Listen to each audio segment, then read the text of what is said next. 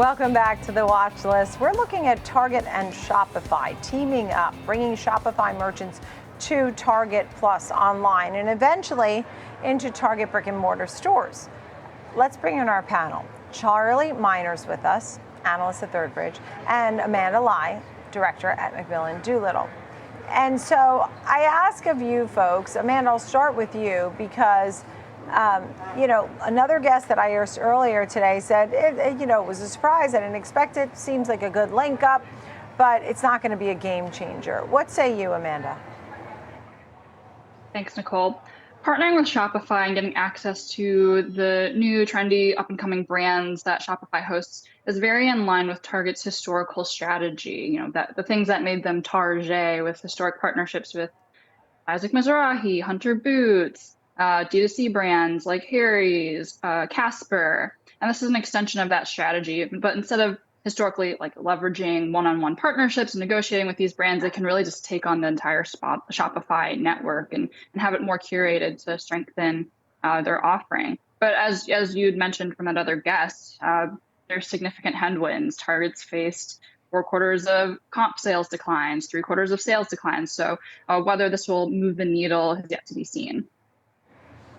Yeah, so the strategy may work and may be apparent to folks. They understand why these two teamed up, particularly for the e-commerce footprint, right, Charlie?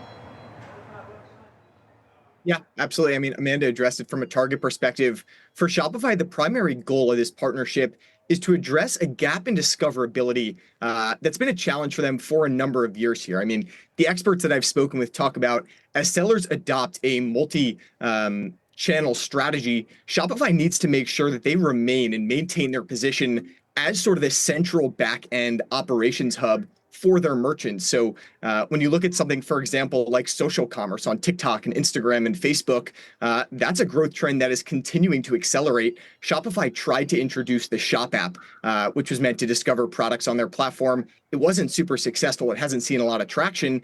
So they're looking to a deal like this one with Target to give their merchants access to new selling channels, improve their discoverability, but making sure that these transactions are still being facilitated within the Shopify platform. So that's the key goal there. And for Target, again, gaining access to this huge merchant base of Shopify, a lot of high quality products from up and coming brands should be a positive for them as well. And Charlie, does it really help them to sort of gain some traction against the likes of Walmart and Amazon, or that remains to be seen, Charlie? It's a start. When you look at Amazon and they're doing over $350 billion of third-party sales, this is not going to move the needle, but it's a step in the right direction. They're prioritizing the Target Plus offering. They recognize the enormous market opportunity that they have. I wonder a little bit why this didn't happen sooner, sort of making this aggressive push. But is this a game changer? No. But for both companies, are they starting to make the right moves and form the right partnerships? Yes, and I like the move on both sides. Right. Could this help the margins? That was something you were watching, Amanda. Yes, leveraging these Shopify partners through the marketplace potentially benefits Target because in many cases they don't necessarily need to carry the inventory, so they're able to skim off more margins off of that. Similarly, the brands, as Charlie mentioned, get to extend their reach to a really attractive consumer, and the Target consumer can leverage many of their Target Circle benefits, free shipping, free returns. So there are benefits all around for those involved. When you look at the group, Amanda, any of these names really stand out to you in the competitive landscape of retail, which seem to be winners, leaders for whatever reason?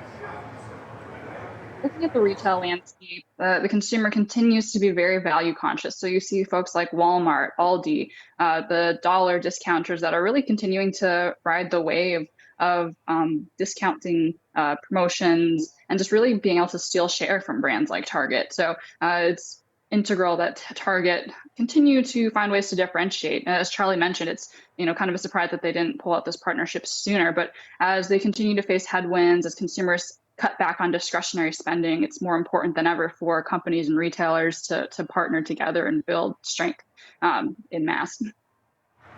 Yeah, and Target Circle Week returns July 7th through the 13th, and we also have Amazon Prime Day coming up shortly. Charlie, final quick thoughts as we think about, just what this brings to Target overall. I mean, it's been a couple of weeks a couple of weak quarters in terms of top line revenue and e-commerce momentum. We hope that the consumer stays resilient. Some of the brands talked about cracks, especially in Europe. So we'll see if those start to come through in next quarter earnings. We hope for the best, but as of right now, I'd say we have a positive outlook. Target, though, would like to see some momentum. Hopefully this can start to ignite some of that growth that they're going to be looking for. And look, people are looking for values and bargains and things like that. So that helps with this as well.